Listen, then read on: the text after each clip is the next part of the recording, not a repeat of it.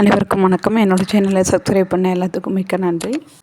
Protein chutney எப்படி செய்கிறதுன்னு பார்க்கலாம். ப்ரோட்டீன் சட்னி செய்கிறதுக்கு தேவையான பொருட்கள்: உளுந்து, பொரிகடலை, வேர்க்கடலை, நான் பச்சை வேர்க்கடலைலாம் எடுத்திருக்கேன், வத்தல், பூண்டு 10, புளி, இஞ்சி, உப்பு.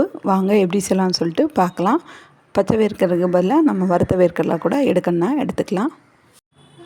ஒரு கடாயில் 3 டேபிள் ஸ்பூன் தேங்காய் எண்ணெய் ஊற்றிருக்கேன். எண்ணெய் நல்லா சூடாகிடுச்சு. இப்போ நம்ம அதில் வேர்க்கடலையே போட்டுக்கலாம்.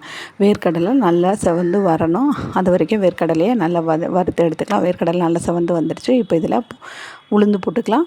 உளுந்து போட்டுட்டு இதில் வெள்ளைப்பூடு, இஞ்சி, வரமிளகா எல்லாத்தையும் போட்டுட்டு புளியும் போட்டுட்டு நல்லா வறுத்து எடுத்துட்டு இப்போ அதில் நம்ம பொட்டுக்கடலையும் போட்டுக்கலாம். உப்பு போட்டுட்டு எல்லாத்தையும் நல்லா வதக்கி எடுத்துக்கலாம். எல்லாம் நல்லா கோல்டன் ப்ரௌன் ஆகணும். அது வரைக்கும் எல்லாத்தையும் நல்லா வறுத்து எடுத்துகிட்டு காட்டுறேன். எல்லாம் நல்லா வறுபட்டு கோல்டன் ப்ரௌன் கலரில் ஆயிடுச்சு.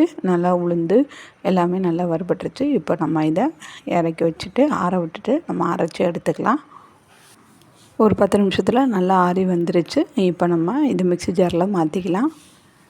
மிக்ஸி ஜாரில் நம்ம வதக்கி வச்சுருந்த எல்லாத்தையும் மாற்றியாச்சு. இப்போ நல்லா இதை அரைச்சி எடுத்துக்கலாம்.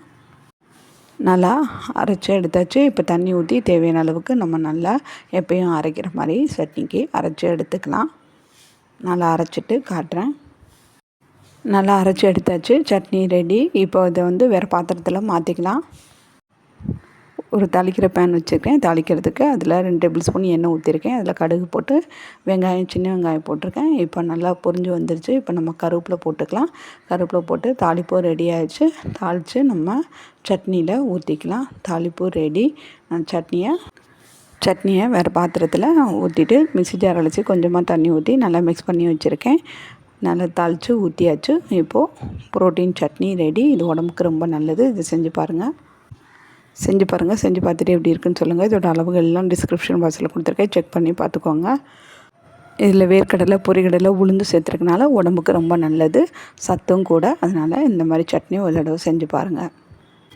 சுட சுட இட்லி ப்ரோட்டீன் சட்னி வச்சு சாப்பிட்டா செம்ம டேஸ்ட்டாக இருக்கும். Protein chutney idli ready.